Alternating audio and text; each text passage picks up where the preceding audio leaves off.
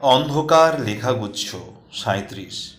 শ্রীজাত তাড়াতাড়ি বাড়ি ফিরবে বলে গিয়েছিল সে। তার জন্য কত যত্নে ভাত বেড়ে রাখা। মা সেই কখন থেকে বারান্দায় বসে, জম্মু থেকে তেহরান, বসরা থেকে ঢাকা। সে শুধু স্বাধীনভাবে বলেছিল কথা।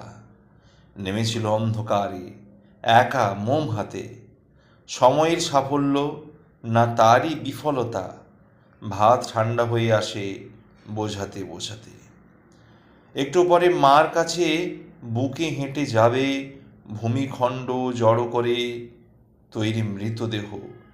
মাকে কোনো গ্রন্থ ছুঁয়ে বিশ্বাস করাবে তার ধর্ম ভালোবাসা, তার ধর্ম স্নেহ। সভ্যতার অভিধানে খামতি শুধু এই, মায়ের কান্নার কোনো প্রতিশব্দ নেই। অন্ধকার লেখাগুচ্ছ ২৮।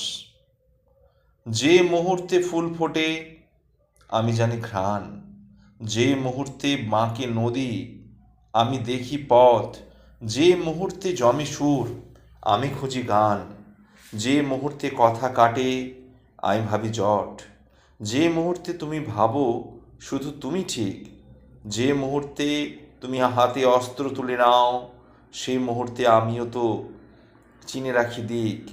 হ্যাঁ, আমার কম্পাসের কাঁটা ভাঙা তাও।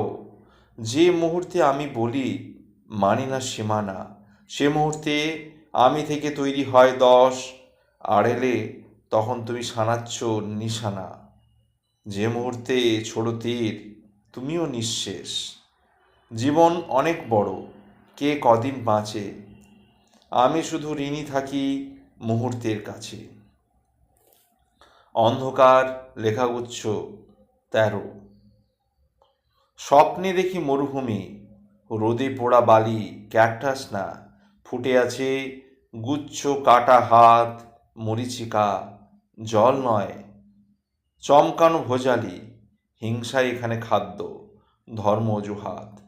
স্বপ্নে দেখি সমুদ্র, সে বিরাট হাঁ খোলে, দূরে যে সূর্যাস্ত সেও রক্তে টলমল। ভার নিয়ে কোনো মতে দিন শেষ হলে মৃতদের সম্প্রদায় খুঁজে দেখে জলও। এই সমস্ত স্বপ্নে দেখি ঘুম আসে না আর।